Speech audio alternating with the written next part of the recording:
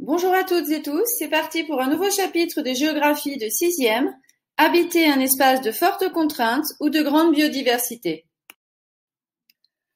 Comment les hommes habitent-ils dans un espace de très fortes contraintes? Dans l'étude de cas étudiée, nous avons vu qu'habiter l'Himalaya, dans la région du Ladakh, en Inde, c'était vivre dans un milieu très contraignant en raison de l'altitude, des fortes pentes, du froid et de la rigueur du climat, vivre dans un espace isolé et de faible densité, vivre en s'adaptant aux contraintes, en développant une agriculture vivrière et traditionnelle et en cherchant à développer de nouvelles activités comme le tourisme grâce au trekking.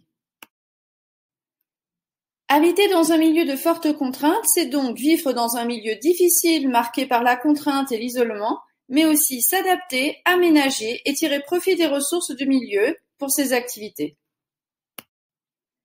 Ce sont les contraintes naturelles qui expliquent les faibles densités de population de ces espaces. En effet, ces obstacles rendent difficile l'installation des hommes et la mise en valeur de leur espace.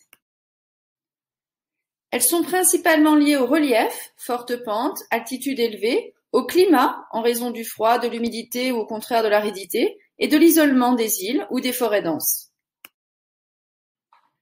À l'échelle mondiale, ces espaces de fortes contraintes sont des grands déserts chauds, des zones tropicales comme le Sahara, des grands déserts froids comme la Sibérie, le Grand Nord canadien, le Groenland ou l'Antarctique.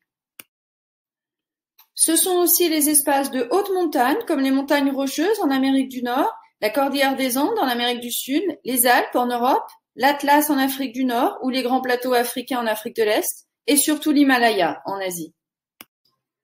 Les grandes forêts denses sont principalement situées dans la zone équatoriale comme l'Amazonie ou les forêts équatoriales d'Afrique ou d'Asie.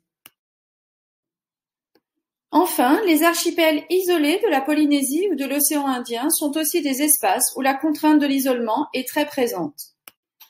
Voici donc la carte avec l'ensemble des repères des espaces de fortes contraintes. La vie est difficile dans ces espaces, ce qui rend nécessaire une adaptation pour surmonter ces contraintes. Les sociétés doivent alors s'adapter pour tirer profit des ressources locales. Les Mongols en Asie centrale ou les Bédouins dans le désert ont ainsi développé un mode d'habitat original, le nomadisme. Les Inuits du Groenland vivent par exemple principalement de la pêche, alors que les Indiens d'Amazonie vivent de la chasse. Parfois, les sociétés ont réalisé quelques aménagements pour mieux s'adapter encore, comme l'agriculture en terrasse, en montagne, ou les oasis dans le désert. Aujourd'hui, les progrès techniques dans les transports, l'énergie ou les communications réduisent l'impact de ces contraintes.